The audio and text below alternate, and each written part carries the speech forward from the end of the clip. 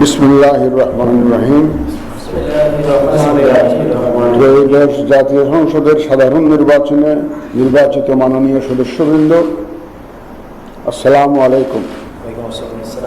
আপনাদেরকে আন্তরিক অভিনন্দন।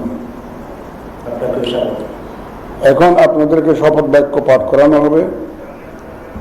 আপনাদেরকে অনুগ্রহ করে দাঁড়িয়ে শপথ পাঠ করার জন্য অনুরোধ করছি। উল্লেখ্য যে আমি শব্দটি উচ্চারণের পর মাননীয় সংসদ সদস্যগণ ডট চিহ্নিত স্থানে নিজের নাম পাঠ করবেন। আমি সংসদ সদস্য নির্বাচিত হইয়া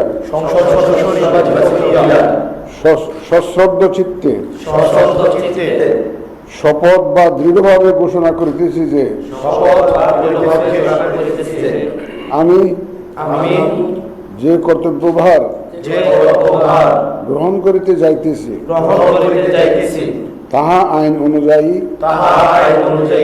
ও বিশ্বস্ততার সহিত পালন করিব। আমি বাংলাদেশের প্রতি অকৃত্রিম বিশ্বাস ও আনুগত্য পোষণ করিব এবং সংসদ সদস্যরূপে আমার কর্তব্য পালনকে ব্যক্তিগত স্বার্থের দ্বারা প্রভাবিত হইতে দিব না। ধন্যবাদ।